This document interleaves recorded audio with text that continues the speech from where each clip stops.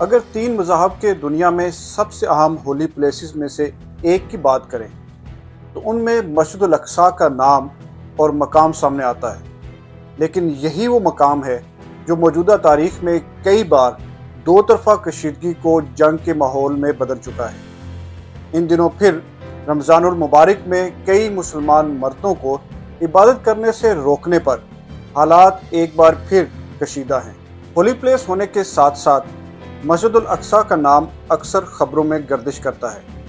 کبھی وہاں مسلمانوں کو عبادت کرنے سے روک دیا جاتا ہے، کبھی وہاں امن و امان کا مسئلہ بن جاتا ہے، کبھی یہ جگہ فلسطینیوں اور اسرائیل کی سیکورٹی فورسز کے درمیان جنگ کا میدان دکھائی دیتی ہے۔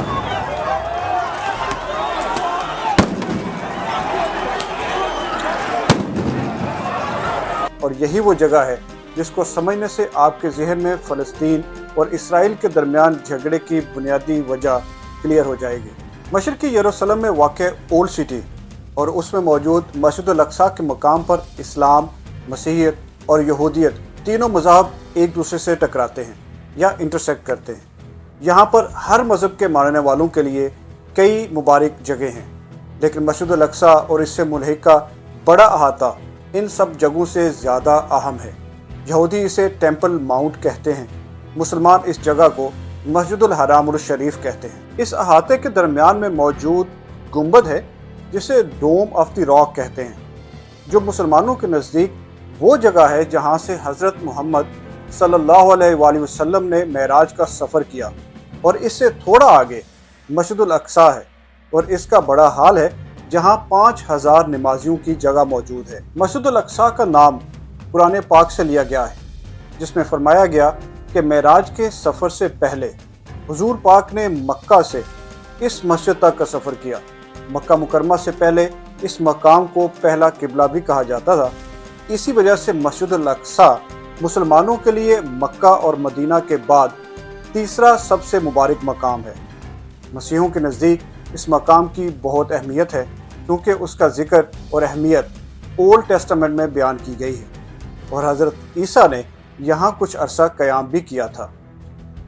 یہ یہودیوں کے لیے بھی بہت مبارک مقام ہے۔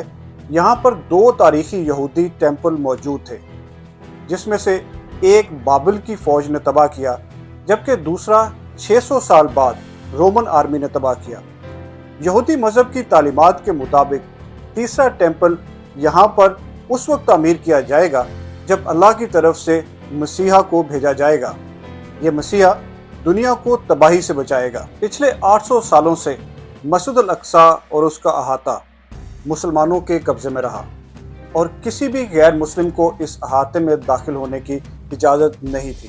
یہودیت کی روایت کے مطابق وہ اپنے ماننے والوں کو ٹیمپل ماؤنٹ میں داخل ہونے اور اس میں عبادت کرنے سے منع کرتا ہے، کیونکہ یہودی مذہب کے نزدیک یہ مقام اتنا مبارک ہے کہ کسی انسان کو بھی اس میں داخل ہونے کی اجازت نہیں۔ اسی لیے یہودی مسجد الاقصیٰ کے احاطے کے باہر بنے ویسٹرن وال کے ساتھ کھڑے ہو کر عبادت کرتے ہیں۔ ان کا یہ ماننا ہے کہ یہ دیوار سیکنڈ ٹیمپل کا حصہ تھی۔ 1967 تک یہ مقام یہودیوں کے لیے مبارک مقام تو تھا، لیکن ان کی جانب سے فلسطینی اتھارٹیز سے کوئی ڈیمانڈ نہیں کی جاتی تھی۔ ان کے مطابق ان کی ڈیمانڈز مسیحا کے ظہور تک نہ کی جائیں تو بہتر ہے، لیکن یہ صورتحال 1967 کی جنگ کے بعد بالکل تبدیل ہو گئی۔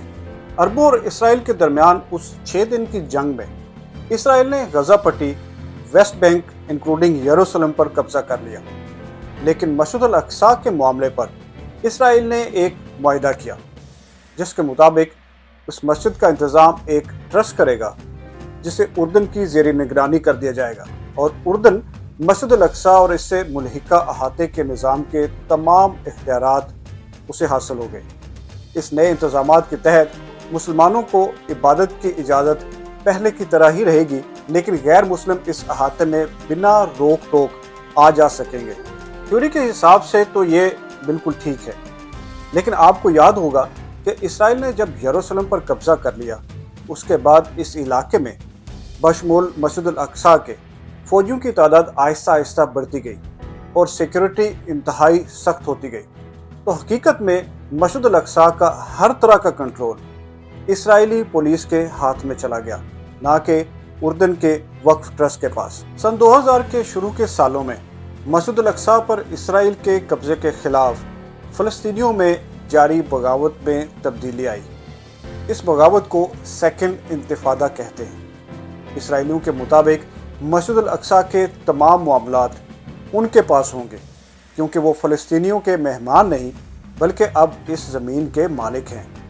इस रवैये की वजह से इसराइल का कब्ज़ा और फ़लस्तीनियों के ख़िलाफ़ उनकी कार्रवाइयाँ सख्त से सख्त होती गईं। इसराइल का ये रवैया तयशुदा मुआहदे की खुली खिलाफ वर्जी थी। ממשלת ישראל לא תיכנע לארגון של מרצחים, לארגון טרור שפל. הר הבית זה המקום הכי חשוב לעם ישראל. הר הבית פתוח לכולם, עולים כאן מוסלמים, נוצרים, וכן, גם יהודים, גם יהודים.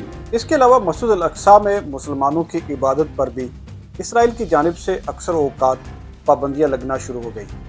कई बार मर्दों का दाखिला बंद कर दिया जाता तो कभी सिर्फ नौजवानों को दाखिल होने से रोक दिया जाता, जबकि मस्जिद अल अक्सा के अहाते में यहूदियों की आमदोरफ्त और इबादत ज़्यादा से ज़्यादा होने लग गई। उन्हीं दिनों में इसराइल में मजहबी इंतहा पसंदी सियासी तौर पर भी ताकतवर होती गई।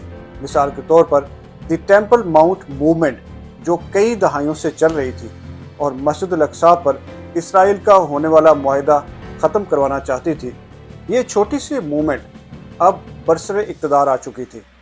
इक़्तिदार का हिस्सा बनने वाले ये इंतहा पसंद यहूदी मस्जिद अल अक्सा पर होने वाले किसी भी मुआहदे को मानने से इनकार करते हैं, जिसका मतलब हुआ कि अब इसराइली हुकूमत में मौजूद ताकतवर शख्सियात भी इस कब्जे को मज़ीद सख्त करना चाहते थे।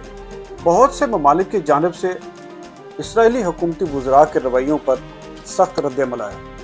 यूनाइटेड नेशन की सिक्योरिटी काउंसिल ने एक खुसूसी इजलास मुनक्किद करके उसको मुस्तरद किया, क्योंकि दुनिया को मालूम है कि मस्जिद अल अक्सा के मामले पर मुसलमानों की जानिब से बहुत सख्त रद्द-ए-अमल आ सकता है।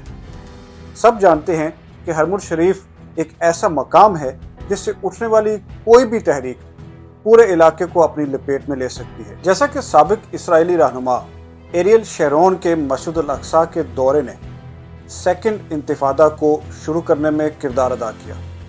2021 में जब इसराइली फोर्सेस ने रमज़ानुल मुबारक में मस्जिद अल अक्सा पर धावा बोला, तो उसके बाद जंग का आगाज़ हो गया, जो 11 दिन जारी रही और गजा इसराइली हमलों का शिकार बना। इसलिए मस्जिद अल अक्सा को ऐसा मकाम समझा जाता है जहाँ अगर कुछ भी हो उसके असरात पूरी दुनिया में महसूस किए जाते हैं। ख़ास तौर पर फ़लस्तीनियों के लिए ये मुक़द्दस मकाम उनकी इसराइल के बढ़ते ज़मीनी कब्ज़े और फ़लस्तीन के ख़िलाफ़ जारी मुहिम जोई के ख़िलाफ़ फ़लस्तीनियों की जारी कोशिशों को ताकत बख्शता है, क्योंकि इस वक्त 7 लाख से ज़ायद इसराइली शहरी एक दिन में नहीं बल्कि जैसे जैसे ज़मीन पर कब्ज़ा बढ़ता गया वैसे वैसे आबाद हुए।